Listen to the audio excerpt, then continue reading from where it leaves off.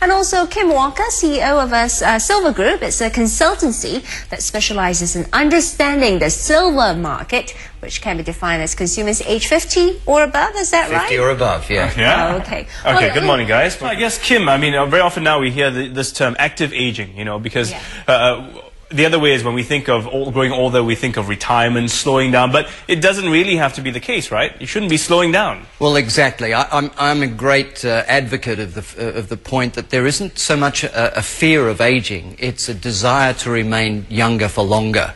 And that's what active aging, I believe, is trying to encourage. It's the sense that, you know, through proper practices, exercise and so forth, we can remain younger for longer. And I think particularly among what I refer to as the young old, that is the baby boomer segment, typically between 46 and 64 years of age right now. These people are desirous of staying younger for longer. And I think when businesses appeal to them, they should be appealing to them along those lines, as opposed to using the big stick and scaring them about the prospects of getting older. I guess you bring up a good point. It's the approach you take, especially for businesses. When you're marketing these products, like Paulin said, it's a message that it's sent across. But when you look at these media ad campaigns sometimes and you talk about products made for the silver market, you tend to see images of grandparents laid back, just sitting there, you know, just enjoying the Sunday afternoon, and that's it. And that's sort of the, I guess, the wrong message that you're sending out. So how well, I think you know, stereotyping of any form in communications is probably going to fail.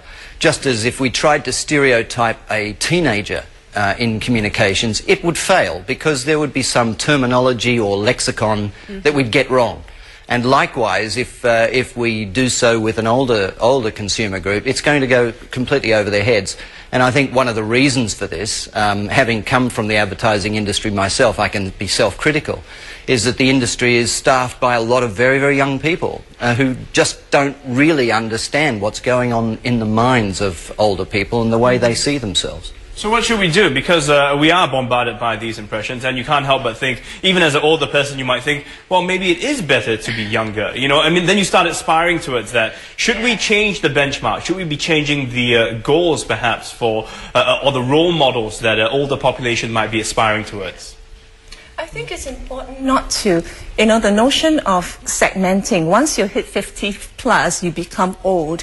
That's the first thing we need to get rid of, right? Because I think a successful move forward would be an integrative process where you have a seamless, you know, perception of the age spectrum and not typeset people. Once you're past a certain age, we expect that you would have these needs and you would need to behave like this and we will have to treat you special.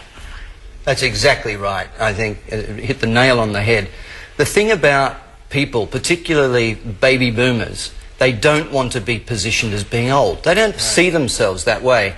And so companies that just do a knee-jerk reaction and go forward and try and create products for old people or feature older people in their advertising, simplistic things like this are going to fail for sure.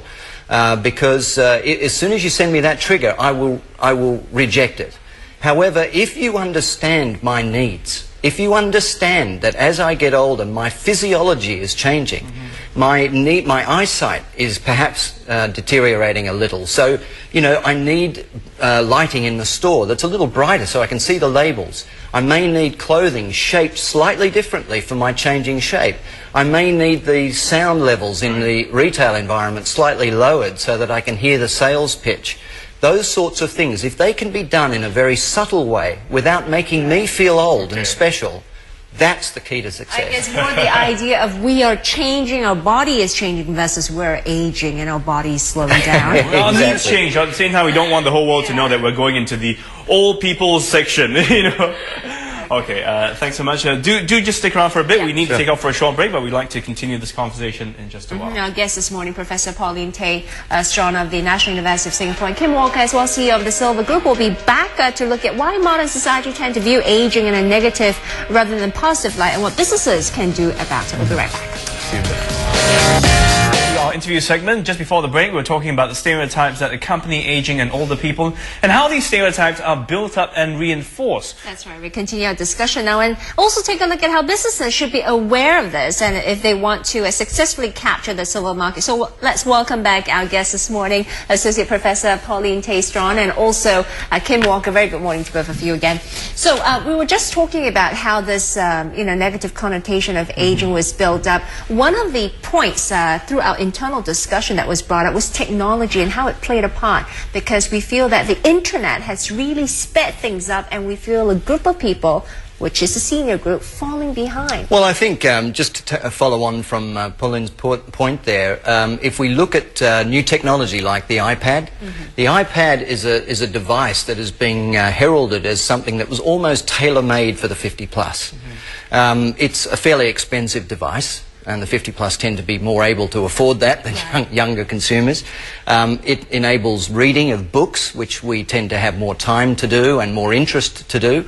It enables enlargement of font sizes, communication with our loved ones, etc., etc., etc. And if you look at the percentage of users of iPads, you'll be quite surprised at the number of seniors that are using them now. So I think those transformations are underway. It's part of a generational shift. Remember that the baby boomers include among our ranks people such as Steve Jobs and Bill Gates. Okay. Well, it's interesting you mentioned the iPad is as if that it was made especially for, people in that group when it's really perceived as the next big fun thing for the young ones. But when you look at the silver industry, I mean the businesses, when they tackle these products, what sort of trends do you see coming up? Well, I think the issue is that whenever we talk about the aging population, the assumption of most businesses is, and the erroneous assumption, is that they're going to have to create new products and services exclusively for that group. And that is really, I think, wrong. Yes, of course there are going to be exclusive needs for an older customer. But what I'd urge businesses to do is to look at their current customer profile and find out what value and volume the 50-plus currently represents, because many businesses don't know this. And if they looked at that and then they extrapolate that out over just 10 years, and in 10 years we are going to see across the Asia-Pacific region, the 50-plus group will grow by 33.5% in population terms, whilst the other population younger segments will actually stagnate or decline, then, the issue is how businesses should re-engineer their whole business practices to embrace their customers as they age. It's not a matter of necessarily reaching out to a new group. They already have them. The question is, how do you embrace them as they're going through these issues of physiological aging? So have sort of a progressive system that maybe changes and evolves to the changing needs as time goes on. But Indeed. Pauline, let me ask you, what about looking around us in the world? Globalization is very much a part of our lives today. Does the older population vary in different parts of the world? Are the needs significantly different? I would go out on a limb and say not really, because even within the context of Singapore, I don't think the needs of the 50-plus is necessarily that different from the needs of the 30s to 40s. Maybe the youth is a little bit, they are a little bit, unusual because of their age. So I think for businesses, what they need to do is realize that they need to know the expectations of this group of their customers, the profile, right? Because it's not, like Kim says, it's not about coming out with new products and coming out with a whole new industry, but rather it is about integration. It is about knowing that if you set up a grocery store and you put your tomatoes at the bottom, why? Because it's supposed to prolong shelf life. But if you had put them on top where people can get to them, you won't have to prolong shelf life. They will be gone, right? So it is knowing how to sell smart and be aware that this particular group will need, a little bit more attention to details, font size, lighting, right? And the messaging should not be so, tilted towards youth orientation, because we joked with our younger colleague, the youth can blow $200 on a pair of Nikes, and that's it. They will be broke the rest of the month, all right? But the 50-plus, they have sustained power. They can keep buying. Right. So if I'm a business, I'm going to be smart. I'm going to tap on that. That's right. Yeah, absolutely. You bring out a very good point there. Okay, well, thanks so much for coming in this morning and for speaking to us. And that was Associate Professor Paulin Straughan from the National University of Singapore, and also Kim Walker, CEO of the Silver Group, speaking to us on the topic of marketing to consumers in the 50-plus group. Yeah, and for all those who think, growing old is not good, well, you're going to be there anyway, so let's change our mindset now, because you don't want to regret when you hit that. Well, so in a way, we are planning for our future, if you really Exactly. think about it.